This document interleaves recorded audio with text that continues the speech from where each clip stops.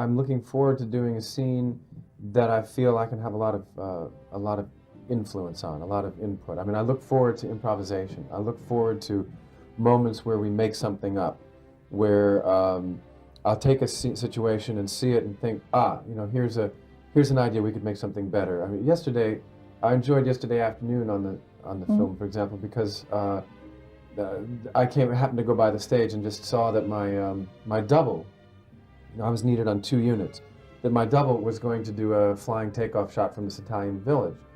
And I noticed the camera was very close. I thought, I'm not so sure that he can pass because the lens is too close. Maybe I should do that. And then I saw the Italian standing there and I thought, oh, here's a great chance. What's that before? Say it very slowly. È il mio Yeah, è il mio lavoro. Non fa niente. Non fa niente. È il mio lavoro, non fa niente. Arrivederci, okay. Okay. Can we film this? The rehearsals, yes, not the takes. Can this thing go? Superman cares about all the people of the world and should speak all their languages. And I really should be speaking French to you now, but it's just my vocabulary isn't good enough. È il mio lavoro, non fa niente, arrivederci. Because he says miracle, it's a miracle. I say, no, it's just my job. Don't mention it, good luck. Because earlier in the movie I save a Russian cosmonaut, and I speak Russian to him.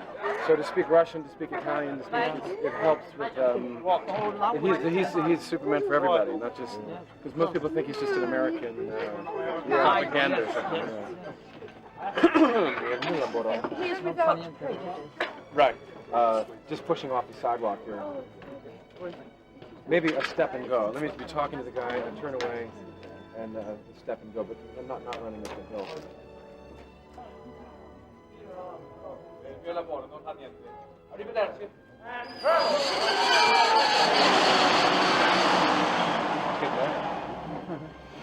Cut. Very good. Print it. We got it, right? The other was the safety. All right, we got it. I think we should come in close now. Let's do it. Action.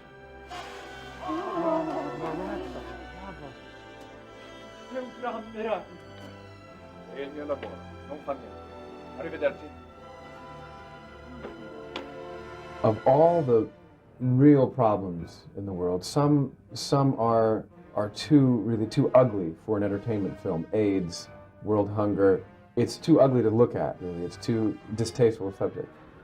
But the idea of a world without nuclear weapons is not unthinkable. And in a certain way, it's not controversial because emotionally, it's something that everybody wants. Everybody throughout most cultures, I think, would agree that the world would be a better place without nuclear arms. But the differences are in how to implement that and how to maintain power, et cetera, all that which we don't go into. What we're basically doing is a fairly sort of naive fantasy from a 12-year-old's point of view of why do there have to be these weapons? And that's something where once you have that thought, then you think, well, maybe somebody could just come and take them all away.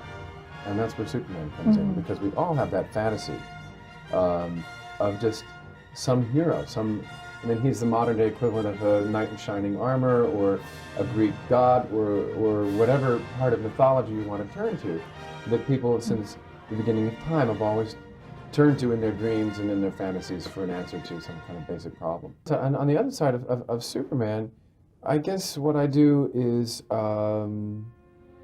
try to put on the screen qualities that I admire in a human being, whether it's a man or a woman, doesn't really matter, as a matter of fact. And I think that it's, and also certain ideals that I personally have about what I think people are looking for in a hero. Because he is physically, he's got a tremendous advantage. I think you have to remember that he's only Superman because he came to Earth, which makes him a big fish in a little pond, it has a different solar system. That's where he gets his powers from. That if he'd lived on Krypton, he might have been a carpenter, a plumber, drove a taxi or something. Who knows? But he's only exceptional because he's here. And the way I try to play Superman is that he's aware of that. So I try to make him not perfect. And in this movie, he is less perfect than ever before. In fact, we have a scene where he is wrestling with this decision about whether to get involved with ridding the world of nuclear arms or not. And he really agonizes about this decision, and he gets into quite a depression about it. And Lois comes over to his house, and he takes her flying again, just because he needs to be with her and he needs to clear his head, and the way you and I would go out for a walk around the block or take the dog out or something.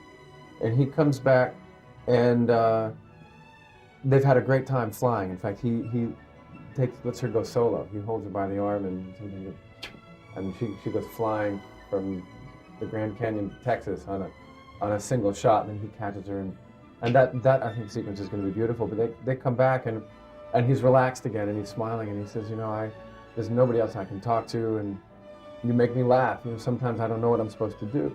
And I think that it's good for kids, and maybe good for just people as well, to see somebody who is supposedly perfect, as you say, turning around and saying, well, you know, I don't have all the answers. I don't know what I'm supposed to do all the time, but I just work it out.